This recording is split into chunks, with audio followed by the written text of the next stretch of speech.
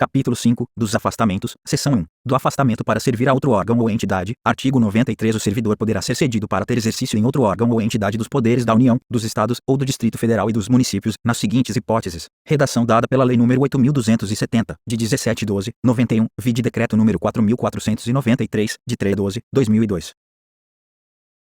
E para exercício de cargo em comissão ou função de confiança, redação dada pela Lei nº 8.270, de 17/12/91, 2 em casos previstos em leis específicas, redação dada pela Lei nº 8.270, de 17/12/91, parágrafo 1. Na hipótese do inciso 1 sendo a cessão para órgãos ou entidades dos Estados, do Distrito Federal ou dos municípios, o ônus da remuneração será do órgão ou entidade cessionária, mantido o ônus para o cedente nos demais casos. Redação dada pela Lei nº 8.270, de 17/12/91, parágrafo 2º. Na hipótese de o servidor cedido à empresa pública ou sociedade de economia mista, nos termos das respectivas normas, optar pela remuneração do cargo efetivo ou pela remuneração do cargo efetivo acrescida de percentual da retribuição do cargo em comissão, a entidade cessionária efetuará o reembolso das despesas realizadas pelo órgão ou entidade de origem. Parágrafo 3. A cessão far-se-á mediante portaria publicada no Diário Oficial da União. Redação dada pela Lei nº 8.270, de 17/12/91, parágrafo 4.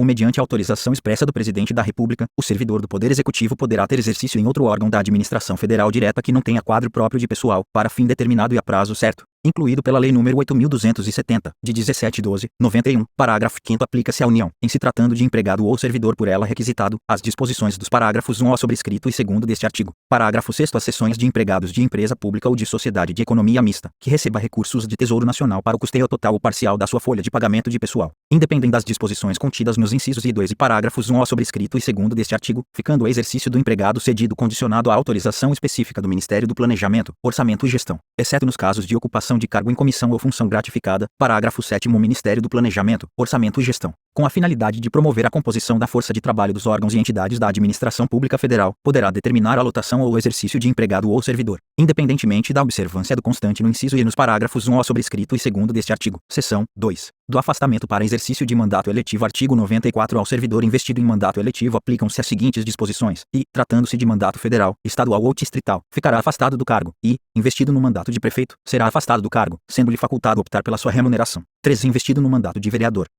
A linha A, havendo compatibilidade de horário, perceberá as vantagens de seu cargo, sem prejuízo da remuneração do cargo eletivo. A linha B, não havendo compatibilidade de horário, será afastado do cargo, sendo-lhe facultado optar pela sua remuneração. Parágrafo 1. No caso de afastamento do cargo, o servidor contribuirá para a Seguridade Social como se em exercício estivesse. Parágrafo 2. O servidor investido em mandato eletivo ou classista não poderá ser removido ou redistribuído de ofício para localidade diversa daquela onde exerce o mandato. Seção 3. Do afastamento para estudo ou missão no exterior. Artigo 95. O servidor não poderá ausentar-se do país para estudo ou missão oficial, sem autorização do Presidente da República, Presidente dos órgãos do Poder Legislativo e Presidente do Supremo Tribunal Federal. Parágrafo 1. A ausência não excederá 4 anos, e fim da missão ou estudo, somente decorrido igual período, será permitida a nova ausência. Parágrafo 2. Ao servidor beneficiado pelo disposto neste artigo não será concedida exoneração ou licença para tratar de interesse particular antes de decorrido período igual ao do afastamento, ressalvada a hipótese de ressarcimento da despesa havida com seu afastamento.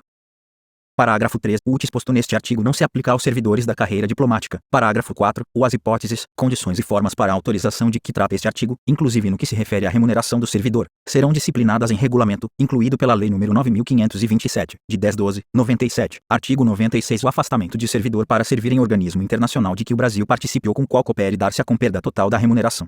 Seção 4. Do afastamento para participação em programa de pós-graduação stricto sensu no país. Artigo 96. O servidor poderá, no interesse da administração, e desde que a participação não possa ocorrer simultaneamente com o exercício do cargo ou mediante compensação de horário, afastar-se do exercício do cargo efetivo, com a respectiva remuneração, para participar em programa de pós-graduação stricto sensu em instituição de ensino superior no país. Parágrafo 1º. Ato do dirigente máximo do órgão ou entidade definirá, em conformidade com a legislação vigente, os programas de capacitação e os critérios para participação em programas de pós-graduação no país, com ou sem afastamento do servidor, que serão avaliados por um comitê constituído para este fim. Parágrafo 2º. Os afastamentos para realização de programas de mestrado e doutorado somente serão concedidos aos servidores titulares de cargos efetivos no respectivo órgão ou entidade há pelo menos 3 anos para mestrado e 4 anos para doutorado, incluído o período de estágio probatório, que não tenham se afastado por licença para tratar de assuntos particulares para gozo de licença, capacitação ou com fundamento neste artigo nos 2 anos anteriores à data da solicitação de afastamento. Parágrafo 3º. Os afastamentos para realização de programas de pós-doutorado somente serão concedidos aos servidores titulares de cargos efetivos no respectivo órgão ou entidade há pelo menos 4 anos, incluído o período de estágio probatório. e que não tenham se afastado por licença para tratar de assuntos particulares ou com fundamento neste artigo, nos 4 anos anteriores à data da solicitação de afastamento. Redação dada pela Lei nº 12.269, de 2010. Parágrafo 4º. Servidores beneficiados pelos afastamentos previstos nos parágrafos 1º, 2º e 3º deste artigo terão que permanecer no exercício de suas funções após o seu retorno por um período igual ao do afastamento concedido. Parágrafo 5º. Caso o servidor venha a solicitar exoneração do cargo ou aposentadoria, antes de cumprido o período de permanência previsto no parágrafo 4º deste artigo, deverá ressarcir o órgão ou entidade, na forma do artigo 47 da Lei nº 8.112, de 11 de dezembro de 1990, dos gastos com seu aperfeiçoamento. Parágrafo 6º. Caso o servidor não obtenha o título ou grau que justificou seu afastamento no período previsto, aplica-se o disposto no parágrafo 5º deste artigo, salvo na hipótese comprovada de força maior ou de caso fortuito, a critério do dirigente máximo do órgão ou entidade. Parágrafo 7º. Aplica-se a participação em programa de pós-graduação no exterior, autorizado nos termos do artigo 95 desta lei, o disposto nos parágrafos 1º a 6º deste artigo. Capítulo 6 das concessões. Artigo 97. Sem qualquer prejuízo, poderá o servidor ausentar-se do serviço e, por um dia, para doação de sangue, 2 pelo período comprovadamente necessário para alistamento ou recadastramento eleitoral, limitado, em qualquer caso, a 2 dias. Redação dada pela Lei nº 12.998, de 2014.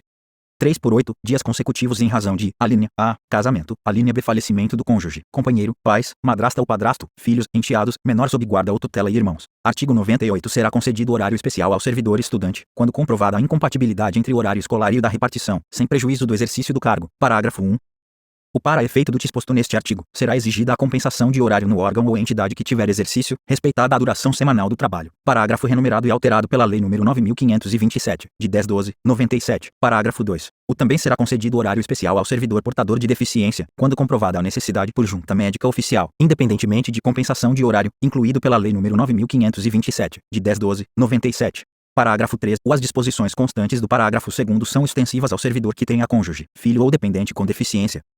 Parágrafo 4º. Será igualmente concedido horário especial, vinculado à compensação de horário a ser efetivada no prazo de até 1 ano, ao servidor que desempenhe a atividade prevista nos incisos I e 2 do caput do artigo 76-A desta lei. Artigo 99. Ao servidor estudante que mudar de sede no interesse da administração é assegurada, na localidade da nova residência ou na mais próxima, matrícula em instituição de ensino congênere, em qualquer época, independentemente de vaga. Parágrafo único. O disposto neste artigo estende-se ao cônjuge ou companheiro, aos filhos ou enteados do servidor que vivam na sua companhia, bem como aos menores sob sua guarda, com autorização judicial.